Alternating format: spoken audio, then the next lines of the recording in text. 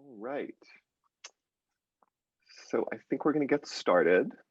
So on behalf of the Levan Institute for the Humanities and its director, Daniela Bleichmar, I'm really pleased to welcome you to this latest of the Institute's How-To series, a session on how to prepare for careers beyond academia. And we have three fantastic presenters to whom we're very grateful for giving us their time. And so I'm just going to say a few words about the format, and then I'll introduce each of them briefly, and then I will turn it over to them. So the format of this session, like the other how-tos, is going to be 6 to 7 minutes of remarks by our three presenters, 6 to 7 minutes each.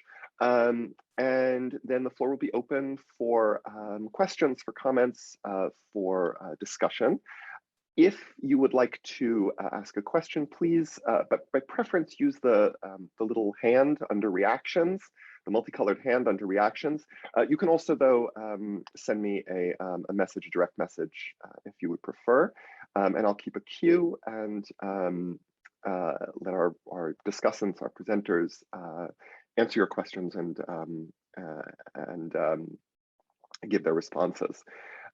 So without further ado, I'm going to introduce our presenters. I should just say I'm Nathan Pearl-Rosenthal. I'm an associate professor here at USC of history, spatial sciences, and law. And our three presenters today are as follows in order that they'll be presenting. We first have Dr. Juliet Nusbaum, who holds a PhD in Italian from Columbia University, and she's Senior Director of Foundation Relations at City of Hope. Our next presenter is Dr. Nils Gilman, who holds a PhD in history from Berkeley, and he is Vice President of Programs at the Berggruen Institute and also Deputy Editor of Noema magazine. And last, but by no means least, is Dr. Alexandra Suh, and she holds her PhD in English and Comparative Literature, also from Columbia. And she's the Executive Director of KIWA, the Korean Immigrant Workers Alliance. So with those fantastic three introduced to you, I'm going to turn it over to Dr. Nussbaum to get us started. Thanks, Nathan. Good morning. I guess it's still morning, everybody. My PhD is from Columbia. I got a PhD in Italian literature, and I finished it in 2009. So poor timing on my part. It was right after the economic collapse of 2008. And so I did some adjuncting. I did some work, as a visiting lecturer, things like that. But pretty quickly I realized that I needed to think about other options. And so I really started asking myself, where can I use my skills in a meaningful way? Long story short, I started with grant writing. I'm happy to answer questions about how I got to that, through what process. But I started with grant writing, and since then I've built a career in fundraising, and have worked in the nonprofit sector, academic fundraising, and now I'm in a research hospital setting. So I'll just jump right into my advice. I only have a few minutes and there's lots of things to say. One thing I wish I had done when I was still in grad school was to start thinking about this possibility much sooner. As most of us, I think, in the humanities, we really think about our sort of tenure track career path. The fact is that not everybody ends in that career path, and that there's a lot of other things that you may want to pursue. So start thinking about what those things might be now, even if it's not your first choice. Start asking yourself some questions and try to think really broadly about what gets you excited, what are you interested in, and how can that translate to other sectors. People tell you to use your network. My next piece of advice would be to use your network for information more than for job placement. Your network's not going to get you a job. No one's going to get you a job but you. Contacts are nice, but the way that my network really keyed into my process in terms of leaving academia and starting a career elsewhere was for information. I started thinking about where I might want to go and started asking both in my personal and professional networks, who will take a half an hour to talk to me about what their job looks like, what their sector looks like, what they do. Start asking questions, get information from that network. Once you found a target, so to speak, draw a very explicit line between your academic skills and your targeted position. Nobody outside of academic humanities knows what academic humanities actually means. Even other academics. So other academics in other fields, scientists, they don't really know what we do. So in sort of the humanities world. So you're going to need to be very explicit about how the skills that you accumulated as a humanities scholar can translate outside of that world and into a different environment. One big difference that I think, especially for those of us in the humanities, between working in the humanities and working outside of academia is collaboration. Most of us who are working in academic humanities are really, it's us engaging with texts, it's us engaging with archives. It's us and our computers, it's us and our thoughts, and maybe a classroom, depending on your bent in your field. But the work outside of academia tends to be much more collaborative. So start finding ways to build those skills now. If that means work on a conference, look at what you're already doing and see if you can incorporate some greater collaboration into it. Work with colleagues on teaching projects. Think of ways to build projects that you can then talk about when you are leaving the sector, and just build those skills so that it's a more comfortable skill set. Similarly, management structure is very different outside of academia. So think about the fact that when you leave the academic world, you're going to have to think about reporting to a boss, even if for example, my position right now, my boss does not, I'm remote, my boss is not checking in with me every day to find out what I'm doing. I still have bi-weekly one-on-ones with her, and also annual review with very specific goals that I need to meet. And so that's going to be a part of your world. Then think about how that's going to work. What kind of management styles would work best for you? Try to seek that out when you're looking for a working environment. And then one more thing is mobility. So the academic world is one of the sort of lowest mobility working environments out there. Just as a personal example, we moved to Southern California for my husband's job. It was his first job out of Columbia, and he has been there for 14 years. In the last 10 years, I have worked for 4 different institutions and had 6 different titles because I got promoted at 2 of those institutions. So this is good news. This means that you can build your career in steps. The first position you get is not going to be the last position you get, both in terms of the bent of your work, the kind of work that you do, and also your salary capacity. So think about that. Just that mobility means that your employer views you very differently than an academic employer tends to view you. So those are my 5 big pieces of advice. I hope that people have questions, and I'll pass it on to my colleagues here. Thank you so much, Juliet. And just to put in a plug for the Levan Institute series, there actually was another how-to on models for collaboration in the humanities, and you can find it on the same page on which you registered for this. So if you want to follow Juliet's advice, that's a good place to start. Nils. Thank you very much, Nathan. Thank you very much, Juliet. I completely agree with everything Juliet said, with a couple of nuances that I'll get to. But first, I got a PhD in intellectual history from Berkeley in 2000. And I've had a quite varied career, just as Juliet was saying, numerous different jobs. I think this is the 7th job I have now, but I first worked in enterprise software marketing for a half dozen years. I did national security consulting for 7 years. I worked as a senior academic administrator back at Berkeley, and I'm now research director for the last 4 years at a think tank based in Los Angeles. So I've done a lot of different things and had a lot of different jobs, and that is how careers go outside of academia. I have 5 points as well that I would just go over very quickly. The first point I would make is that I can speak from my experience, but I think it's a quite common one, that graduate school can often be a self-esteem destruction engine. And that can be dispiriting when you try to get out into the real world. And the main thing I would say with regard to this is don't sell yourself short. You have skills, you know languages, you know how to write, you're self-motivated, you have maturity. These are all non-trivial things. They're not things that you can typically put on a resume or a CV, but they're really important skills for being able to be successful in the professional world. And one of the implications of that is that you specifically shouldn't aim too low when you go out into the job market.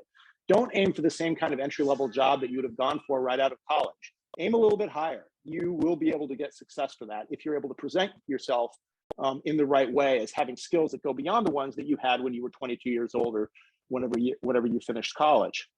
So that leads me to my second point. What's really important in terms of how you present yourself to potential employers is not the way you would present yourself in graduate school or in academia. In academia, what matters is how smart you are, how much you know about your topic.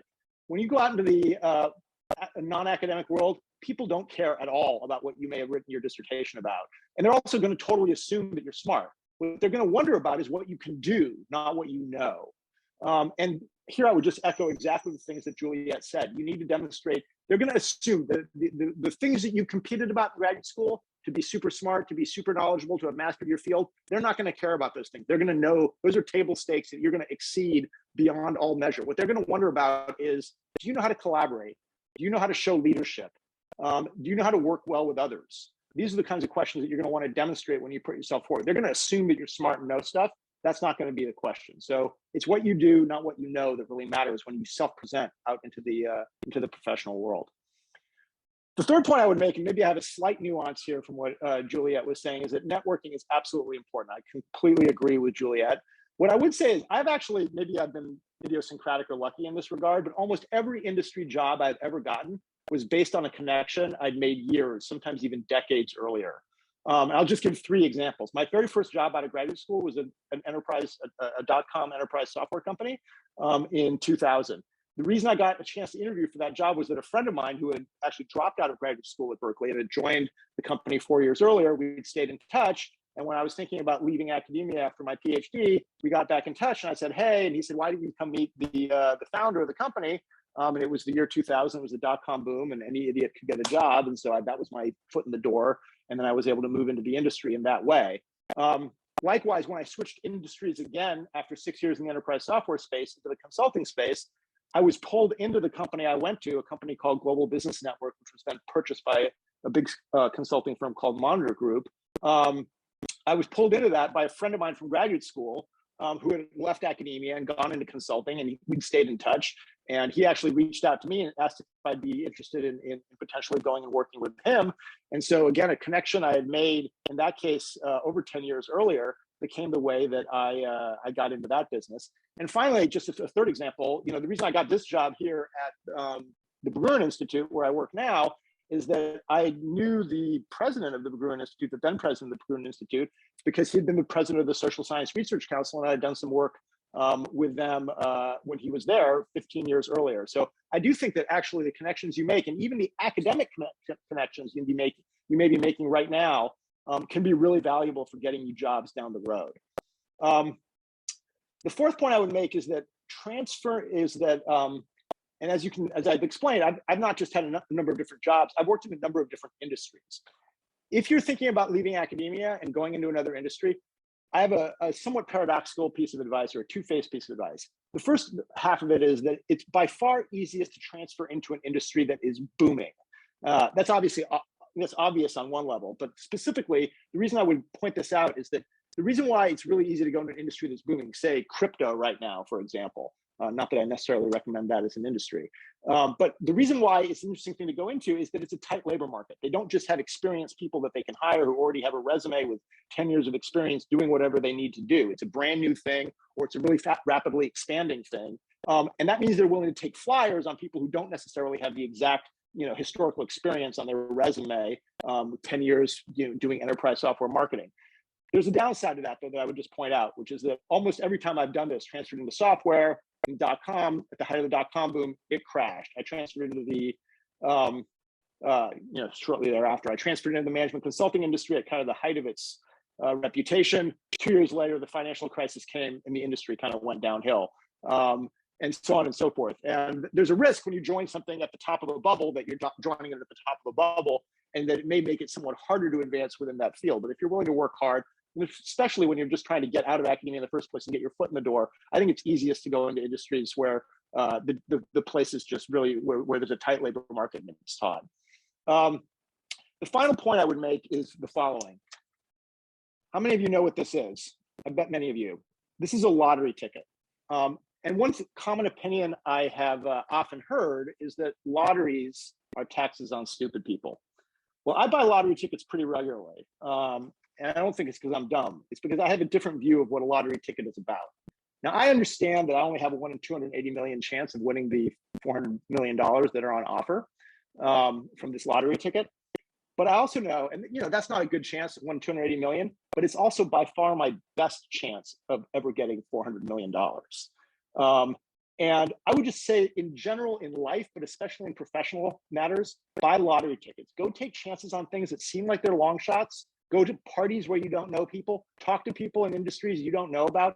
Just try to increase the number of times you roll the dice, because you don't need to have a million jobs. You don't need to take a high probability strategy. You just need to get the double sixes rolled once. And the more of these tickets that you buy, the more likely you are to get something you want.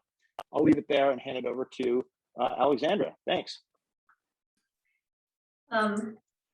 That was great. I wish I had heard all the advice from Juliet and Nils when I was in grad school, long time ago. So my name is Alexandra Suh. I'm executive director of a worker center just about a mile north of y'all at USC in Koreatown, the Koreatown Immigrant Workers Alliance. We're a multiracial worker center that organizes workers, works in statewide policy around workplace justice, housing, and immigration, as well as civic engagement. And I'm not saying this because I think that any of you will follow my particular career trajectory. It's not about that at all. But it's rather to say, I started out, I started out in a tenure track job, and I made the decision to leave because I realized that after having that experience in a tenure track position, I actually really loved it, but I couldn't see myself spending the next several decades in that role. And I felt that in order to fulfill what I really, I'm here to do in this world, I needed to step outside. And it took me about, to be honest, it took me about 5 years between the moment when I first had the thought, I don't think I should be here, to the point where I left. And it did involve having 2 children during that 5 years, so it wasn't really 5 years of work per se, but I'm bringing it up to say that there's certain things about being an academic that were appealing to me, like just the idea of being a professor, walking into my office. When I had a problem with my printer, I could just type help at scripscollege.edu, and then an eager person would come and solve my problems, as opposed to at KIWA, if I have a problem with a printer, I get to solve that problem. But it's beyond that. It's not about the material so much as, for me, my parents were really into the idea that I would be a professor, et cetera. And so it took me some time to kind of let go of that. And so the advice piece of it is to just really reflect on what your values are, what your priorities are, and of course, what the material needs are of your position. I mean, I was really lucky in the sense that my partner is a tenured academic. And so I was able to take certain economic risks, and I don't take those for granted. I don't assume other people are in that same position. And so, you know, not everyone can do that, but again, it isn't about following the specific, I mean, you're not going to become a worker centered ED probably, but to say, what are those material requirements? What do I need for my family? What do I need for myself? And be really thoughtful about that. You know, beyond that, I agree with what everyone said earlier. I do believe that you will do best if you do something you love. And I'm in a role where it's, you know, no one thinks it's a prestigious job, but I find this to be incredibly intellectually, politically, personally challenging, fulfilling. I've been here for 10 years. I have not plateaued on my learning curve. It is such a stimulating job, such an exciting kind of work for me. And I can say that, you know, having done academic work, this is as much, if not more, stimulating because of the variety of the work that it requires.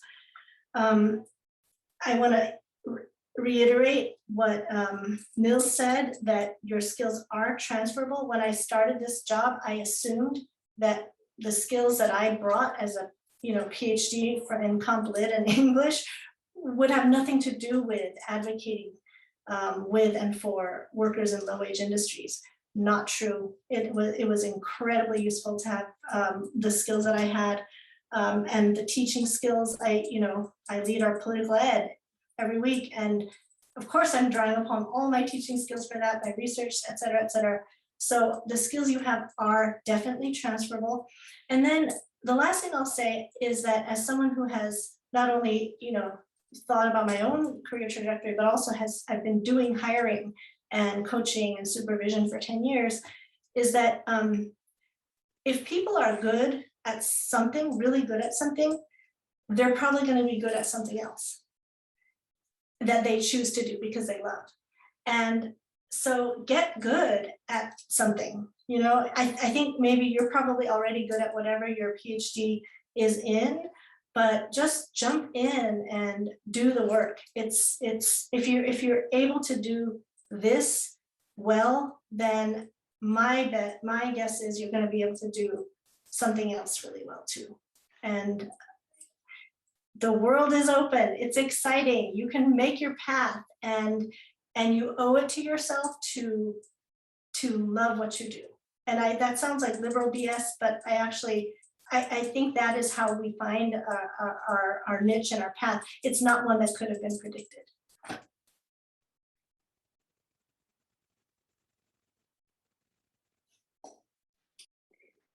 Thank you so much.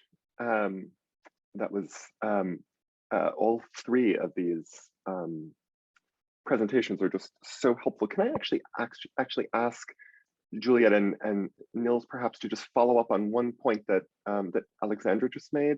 I know you both also have experience hiring, and so I'm wondering, from your perspective as someone hiring people who might be coming out of the PhD, what do you look for? What might be the kinds of qualities that would be that would check boxes for you, or might get someone at least into the door with you or with your colleagues?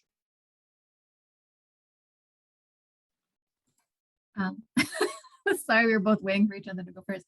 I think that write a good cover letter. I know that sounds so basic, but it's your chance to make a good pitch. My role as someone who works in fundraising, in grant writing, so much of the role is about communication. So really think about how you're going to make that introduction for yourself. But in terms of qualities, I think this kind of flexible thinking that Alexandra was just talking about, of, okay, so I know what it means, what I do as an academic. How do I translate those things? And if the person can sort of make the creative leap between, okay, I can sit down and do a bunch of research, to, okay, I can understand what I need to do in this position, or I can come up with creative ideas to approach a funder. That sort of creativity, flexibility, I think are really key skill characteristics for me. Yeah, I've hired dozens and dozens of people over the course of my career, including quite a number of PhDs. And the main thing, part of what I was saying in my remarks actually reflects my own hiring strategy, which is I basically have high degrees of confidence if I'm hiring or interviewing a PhD that they're going to be smart, like they're going to have the horsepower to do whatever is going to be required. What I'd look for instead is like, what's the other parts of their portfolio of skills that I know they're going to need to be successful inside this organization. Do they have the social skills? Do they have the kind of political acumen? In some jobs, that's really important. Other jobs, not so much. It varies a little bit, obviously, what job you're looking at. But one thing I really like about hiring PhDs is they know how to teach themselves new things. I mean, that's really what a PhD means, is that you become the world's greatest expert, usually on some really recondite thing. But like you've taken yourself to a place where nobody else has ever gone. And that's a really valuable skill. Now, the question then is exactly what Juliet, I think, just said, which is, can you take that kind of cognitive approach and apply it to things outside of the specific domain that you got your PhD in? And I definitely sort of test that when I'm looking at a PhD. And that's related to a second point that I would say, which I just wanted to remark on related to Alexandra's point. I think the big lie in the Hitler sense of the term of academia is that the only way you can have an intellectually fulfilling life is in academia. And that is just not true. There's a lot of smart people in academia, but 98% of people don't work in academia. And that means there's a lot more smart people outside of academia than inside of academia. And you can find totally, really intellectual, and just purely focused on intellectually fulfilling lives outside of the academic world. Partly if you create those worlds in the worlds that you go into. Right? If you are committed to sort of creating an environment which is a high learning environment, then you will have the ability to have that kind of a world. And you'll also find that there's lots of things that you can learn about intellectually that aren't about, sitting in the dusty archive. And, look, I love that stuff too, and I miss it sometimes.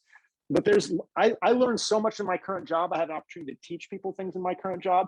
And I've really been able to do that across many different industries, many different kinds of career choices. And I think it's just really important to not think that, like, if you leave academia and have the fear that you're going to sort of live a kind of intellectually desiccated life. It's just not true.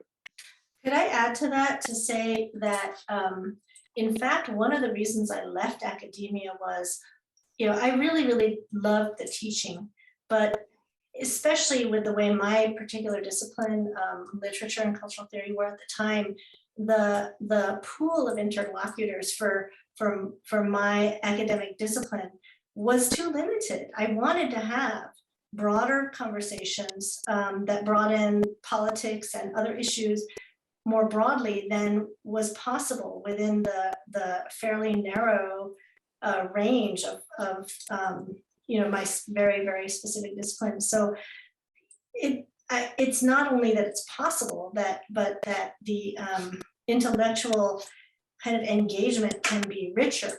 I mean, yes, some of the theory and whatnot that I've enjoyed, I can't bring that into some of the conversations I'm having with, my colleagues, but there is no limit to the challenge and excitement of intellectual engagement in the work that I personally do and that I know is possible in many, many jobs. Thank you. That's fantastic. Thank you. Thank you all for offering such wonderful sort of an overview, bird's eye view of what the world looks like from your vantage point.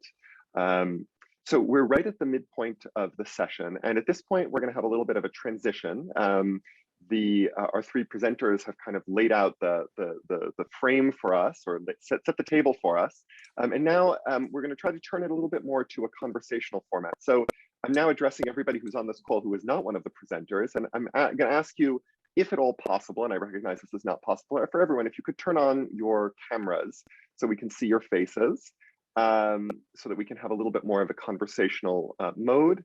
And I'm going to stop the spotlight. And at this point, the floor is open. we already have a queue.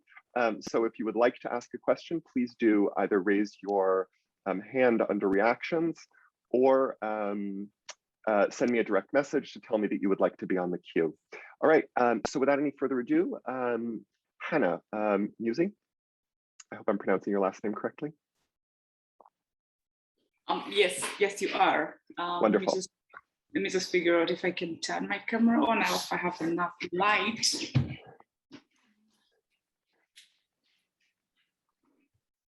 Okay. That's okay, we can hear you just fine. Oh, you can hear me just fine. Okay, great. Yeah. So, so my question is, I'll just go without the camera then. Do you want to maybe just say what your field is as well? Everyone who's going to ask a question, so we, brief, just not your dissertation project, just what field you're in. Okay, great. So I'm currently a postdoctoral research fellow in gender politics at Stellenbosch University in South Africa, and yes, so that's what I'm doing right now. So so my question is a little bit. Well, I typed it, I know, to you, and then later on, when Nils was speaking, I was like, oh shoot, he's already answered it. But then I'm thinking maybe I could probably elaborate a little bit more. So I find a challenge that some of the positions that I am interested in and went to, apply for in the industry, some of them require a much lower academic level than I have. And then those which meet the same academic level require more experience that I do not have. So that becomes quite challenging for me. Then I also, I liked the lottery analogy. And so I still keep on applying for these positions. And there's a time I did apply for a position. It was in research. And I think it was director of research. So I applied for it, and I had just finished my PhD. So I thought, okay, this is what I want to do. So I applied for it, and I got shortlisted. And when I got shortlisted, I went for the interview. And it's one of those situations where you have an interview room, and then all the other applicants come in, and then you're like, oh shoot, you're asking yourself, what am I doing here? But then later on, I attended the interview, and then I didn't get the position. But then there was an opportunity to find out what probably went wrong. So I later on asked the interviewers, then the search committee, the chair of the search committee, that how comes I didn't perform well? What happened? So that I probably improve myself. And he told me that, well, you had the qualifications, you all had the same qualifications, what we were looking for, but the only challenge with you is that you didn't have enough industrial connection. So that carried for us. And the person we finally gave the job to had the industrial connection that we were looking for. And so I was like, okay, no, that's tricky. So I don't know what kind of advice. I know it's been already said, but so I find myself in that very, very, very tricky position. And then the other one is about grant writing. I'd like to probably find out if there's. I'm also interested in it, but then sometimes I think probably this one goes to Juliet. So I don't know, is there some kind of advice that you can give, say, for example, an early career researcher with regard to what kind of grants you can approach at the beginning of your career to get that experience, first of all, before you go for the bigger ones? So I've still made a couple of applications already. There's one that I made, and I kind of got a semi-rejection, So I was rejected, but then I was told that my proposal could suit another funding in the organization that was a little bit smaller. So I was advised to break it down and probably, and submit it to that funding, level, at that funding level, to that funding section, of the organization, which was a bit quite encouraging because I thought, okay. I'm sorry, Hannah, I don't want to cut you off, but I think there are sort of two questions on the table now. And so why don't we let the panelists respond? Sorry, no, that's totally fine. No, these are great questions and really important, but I just want to make sure that we leave time. Thank you. Yes, up to them after this, then. Thank you. All right. Wonderful. Thanks. So just to address the grant writing question, I think the best way to get grant writing experience is to get a job as a grant writer. I know that's it's one of those sort of circular kinds of answers. You don't need to have written grants in order to get a grant writing job. My first job was at a small nonprofit in Los Angeles, and I literally wrote in my cover letter, I know that you can see that I have not done this. I had exactly what Neil said. My PhD can tell you that I am good at learning things, and that I will do what I need to do to make this work, and to learn what I need to learn, and that I'm a very practiced writer. There are books about grant writing. When I was first looking for grant writing jobs, I looked at those books. The first chapter of all of the books that I saw was how to get over your fear of the blank page. Now, having just written, hundreds of pages of dissertation, writing a 5-page grant proposal was not scary for me. That is an important thing to bring up, that you can look at a thing, answer the questions, and hammer it out quickly, because it's a skill set you already have. So you just need to be able to talk about that skill set, and find ways to convince people that you can do it, and then just start doing it. And once you get that position, then you can start leveraging your experience in that way. And I want to add on to that to say, grant writers are in such high demand. They're really hard to find. If anyone here is a really good writer and I don't have to correct your syntax and grammar, I'll hire you today. I need a grant writer. Not most people can't write. I mean, for most jobs that I hire for, it doesn't matter if you have great writing or not. And I don't care about it for any other job. But for development, you do have to be able to write. And if you can write, you can get a job in development, 100%. And it may not be a director job at first, but you can do it. And in fact, I'm looking for a grant writer right now. So hit me up if you're interested. Being able to write is really important, and being able to write persuasively and communicate something to someone who doesn't know what you know is the key. I feel like we're performing the advice now. This is great. Yeah, I'll just add one quick thing about this. So first of all, I completely agree, and I think I mentioned this briefly. Knowing how to write is an incredibly, actually rare skill, and I'm sure almost all of you have that in spades.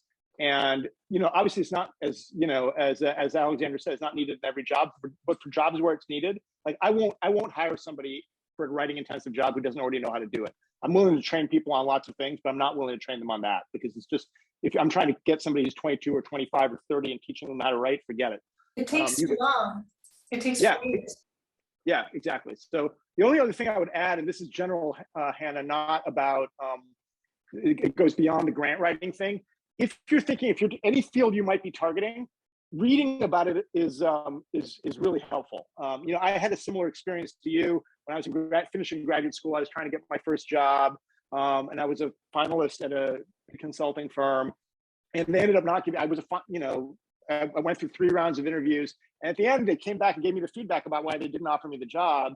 And it was, well, you don't have any experience in industry. And I was sort of frustrated by that, but it was obvious. Why did they waste my time and waste their time through 3 rounds of interviews, since they could see on my CV, my resume, that I'd never worked in any job other than being a student. And as I talked to one of the partners there, who was kind enough to give me a little bit of time to talk about it, he said, well, why don't you just start reading The Economist? If you read The Economist religiously, week after week after week, eventually you'll start thinking like a business person, even if you've never had any experience. And I think that that's probably true across any other industries that you would target. Read the industry newsletters, read the practitioners, read what people who are in that space write about what they do. We all learn how to learn about things by reading about it. Take advantage of that skill. Yeah, that's great. I mean, you can actually really use the, as you say, use the skill you have to even get up to speed in the field that you're interested in. Can I just ask, I just want to pick out something that Juliet said. I was struck that you were, it sounded like in that first cover letter, you were conceding, essentially acknowledging your limitation. And I think for academic cover letters, that's not typical behavior, right? We tend to just pretend that the things that aren't working aren't there. So would you say that that's typical of the real world? I would say that not enough people do it. Having hired people that way, I appreciate, and I think most hiring managers do, appreciate frankness, and also just acknowledging, when you acknowledge the point of weakness, you can make an argument about why it doesn't matter, or you know, I see that you may think this is a weakness. Here's how I'm going to solve that problem for you. I think when you think of cover letters for non-academic positions, you need to read the job description, not so much for the experience you already have, not for the degree, you know, whether, you know, my first job, it was a bachelor's, I don't even know if it was required. I just didn't care. I just paid attention to, okay, what is this job going to look like? What am I going to need to do? And how am I going to convince this person to call me in for an interview so that I can make a pitch about how my skills translate? And so when I have been hiring people, if they don't have the experience, if I look at their resume and, you know, they just don't have enough industry experience or whatever, if they just leave that there, I can see it. I'm not an idiot. So I'm gonna just be like, okay, well, they don't have the experience. The cover letter is your opportunity to acknowledge that weakness and say, here's why you should still bring me in for that interview. And then once you get in for the interview, I think that's really your main thing. I think that's what I meant when I was saying earlier that your network's not going to get you a job. Your network can make you introductions, but you've got to get you that job. So when you sit in that room, when you write your cover letter, when you present yourself, you need to get yourself the job. And that also means making an active pitch. And I know that academics are not trained to do this because we are, as Nils really pointed out, we are trained to depend on our knowledge and to trot out our bona fides as people who know, are experts in a thing. And I will tell you that outside of academia, nobody cares. I mean, having a PhD in Italian literature is like, it's like a dinner party card trick. Outside of academia, people are like, oh, say something in Italian. Like, that's not, it doesn't get me a job. What does get me a job is I can research and I can write, and here's why you should hire me. I also wanted to say, in response to something else that Hannah raised, and reiterating something that Nils mentioned, is that most of the jobs you get will be through your relationships. It won't be from responding to a cold call. And that's just, I believe that's just a fact, that you're going to get your job through people you know. Thank you. So I just wanted to say, I'm about to call on someone else, but even if you can't turn on, I might have given the wrong impression, even if you can't or aren't able to turn on your camera, please feel free to raise your virtual hand. You can absolutely take part, even if your camera isn't on. Ashley, Vance, please. Thank you so much. I'm currently working on my PhD in history. I worked in the private sector for a long time before I came back to school to do my doctorate. And one of the things I was curious if you could touch on is how to translate a CV back into a resume.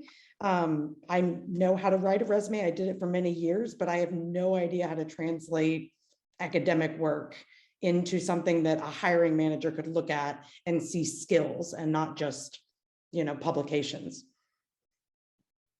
Yeah, let me address that directly. So just the first thing is, nobody's going to care what your dissertation was about. The topic does not matter at all. What they're going to care about, so you should say things like, writing. Something Juliet said about like not being afraid of the page, being able to do complex analysis, being self-motivated, knowing how both to collaborate with other people but work independently, knowing how to provide intellectual leadership. Things like that are general capabilities that are in high demand in the outside world, and are things that you will have been trained how to do. Knowing how to lead small group discussions, knowing how to organize a workflow, right? These are all, in general, things that you are expected to do in academia. You don't necessarily get much training, but if you manage to get through a PhD program, you did learn how to do that one way or another, and that's a valuable skill. So I think, again, abstract from content to process is the way I would describe it. And if it's a really important job that you're going for, think about what are the skills needed for the job and tailor your resume for that particular application. I mean, as an example, you know how to do the work already, and I know you know this because you were in private sector, but people think that you need a special skill or a law degree to do policy analysis. But no, as a English and complet, cultural critic, whatever, I can just, you just read. We know how to read, we know how to read. We know what words say. We know what words mean. And so if it's a job that requires policy analysis, you can say you can do it because you can, but every job is different, so. Yeah, I would also add to that, don't include all of your publications if you have a list of publications. Hiring managers are really busy, and they don't want a 10-page CV, as you know, since you've been in the private sector. I would recommend translating all of your publications, even classes that you've taught. Think of them as projects that you managed or participated in, and how those skills can translate that way, and put those in. Do a skills-based resume where you say, as both Nils and Alexandra have said, but really think of them as projects, not as like, here's a publication, so I checked that box that I published a thing that shows that I'm good at my thing. What does that mean? What would it mean to somebody for that particular position? And I 100% agree, Alexandra, you need to write a new resume for every position you apply for. Don't just have your resume and your thing and then just send it out over and over again. Tailor it to that specific position, just like you would the cover letter.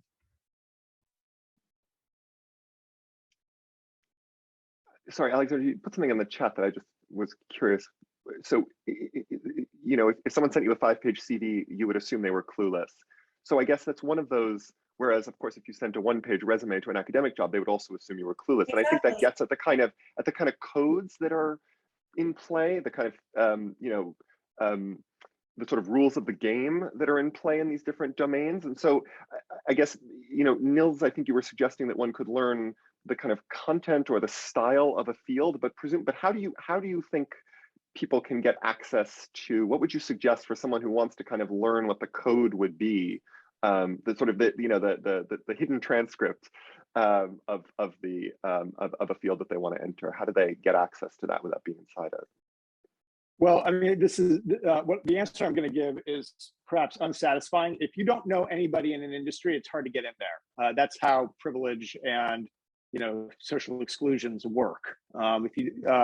But if you know somebody who's in an industry, even if not the company, the specific company you're trying to get into, but if you just know anybody, this is where you should ask a favor. Can you look at my resume? Can you look at my cover letter and see whether this would work?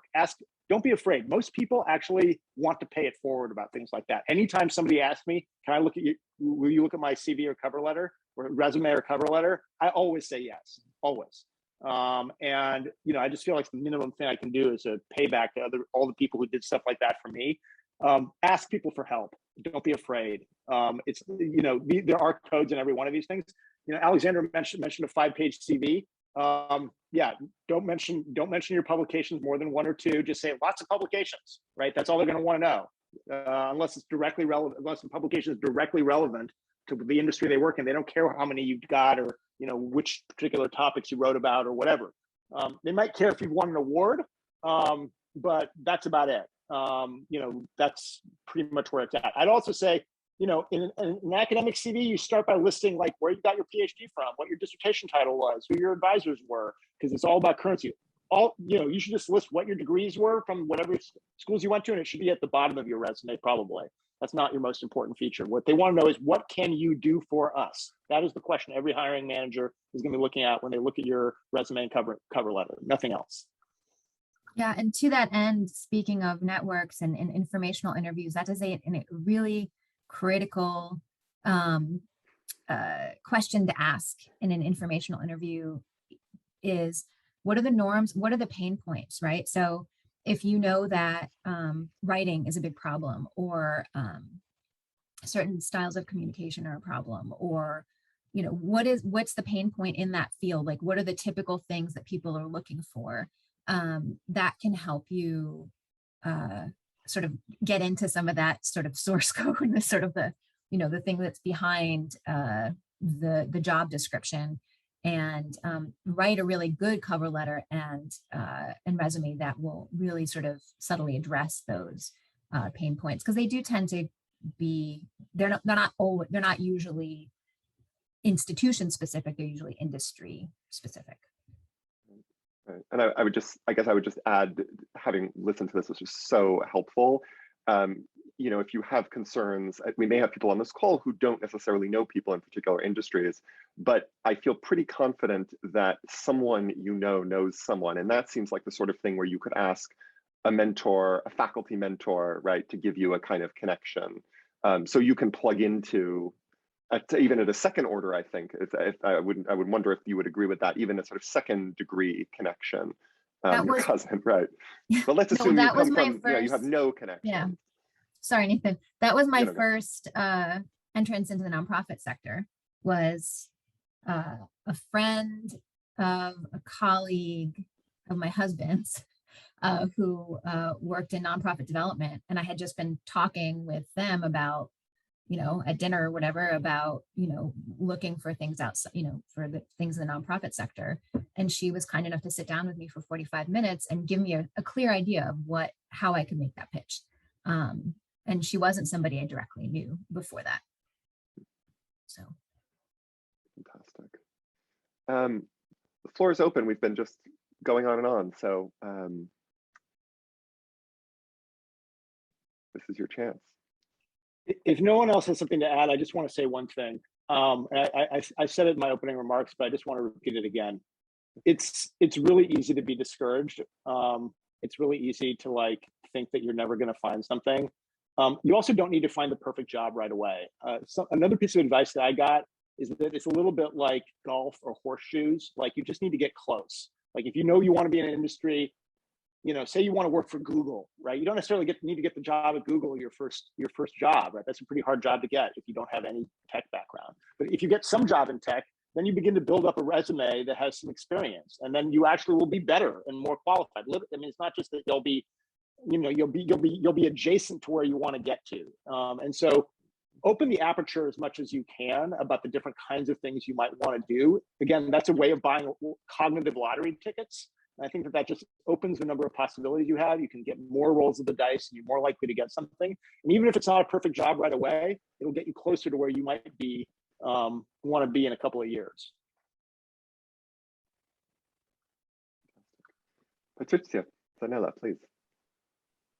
Yeah, thank you all so much for this wonderful panel. So I have a PhD in English literature, and I'm right now looking at both sort of academic and non-academic jobs. I mean, I think I'm at a point where it's really important to me where I know what my options are outside of academia, and also really thinking about, what might be better fits, what might be actually, equally, if not more, intellectually challenging.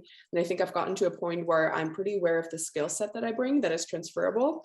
One thing that I find hard to let go of at the moment is this notion of sort of expertise, not even of me being an expert, but just the interest in my field that is still so strong, and just kind of letting go of the of sort of, working with literature, and working with all of these things that I'm really passionate about. And I'm wondering whether you've gone through that stage and how you managed it.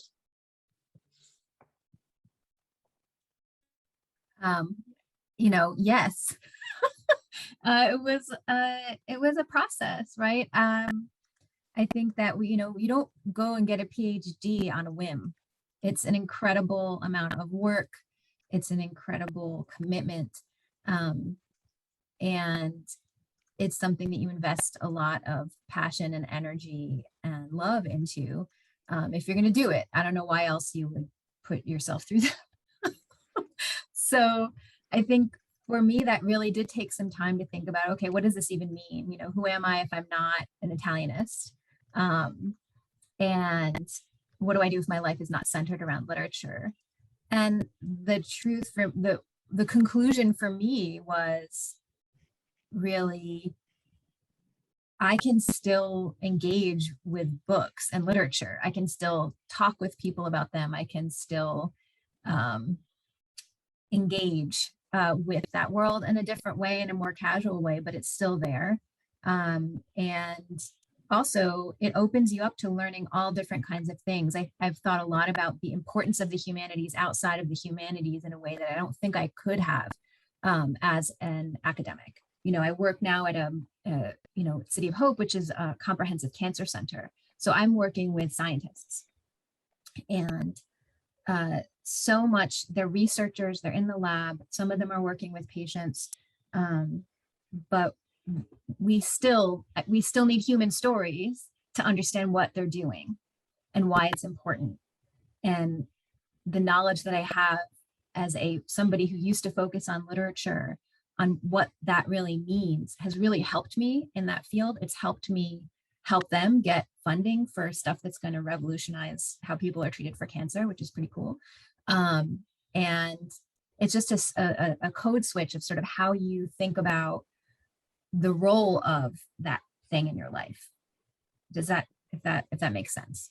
But also be patient with yourself, because for me, I would call it an actual, like, it was a grieving process. I wouldn't, you know, I don't say it's not a light process to go through. At least it wasn't for me personally. I think especially because academia does tend to make us create our identities around our academic identity. Like, it becomes who you are. You say, I am an Italianist, I am a historian, in a way that you don't necessarily have to do outside of that world. I was going to say, I totally agree with what Juliet said, but I want to distinguish between the actual joy and pleasure of, you know, connecting with literature and you know, doing that. You can always, if you want to, find a way to do that, but it won't necessarily be your job. And I think the mourning for not having the job is something I talked about at the very beginning of my comments, that it took me 5 years to leave my academic job for that reason. I mean, my partner was like, why aren't you leaving? You already decided you need to. And so that is a process, and you have to take that seriously, as Juliet's saying, but it doesn't mean that you can't engage. One indicator in terms of how invested I still am is my book collection, right? Like, I got rid of, you know, 40% of it when I left academia, another 40%, you know, now I have maybe 10% left. And I am never gonna reread Derrida in the French, you know, that I have on my bookshelf still, but I haven't let it go yet. You know, some of the, whatever, it's okay.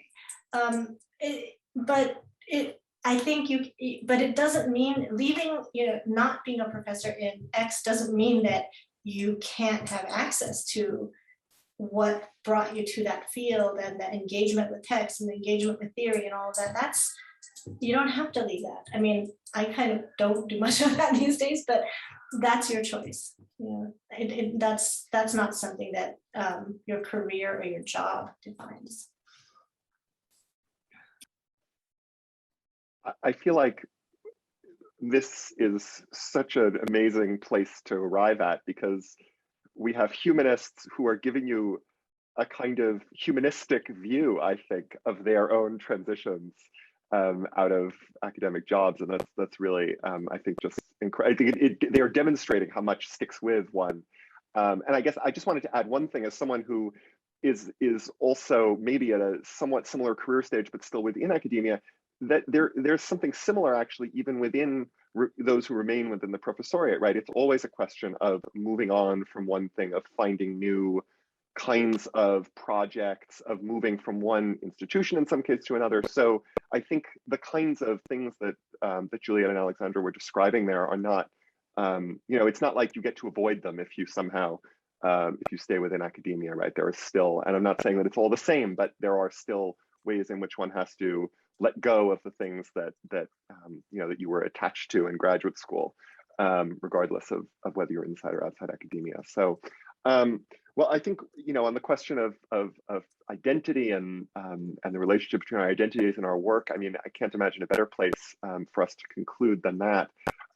Just thank you so much to Nils, to Alexandra, to Juliet for sharing so much wisdom here, so much insight into their experience and the experiences that others might be able to have in following their very successful paths.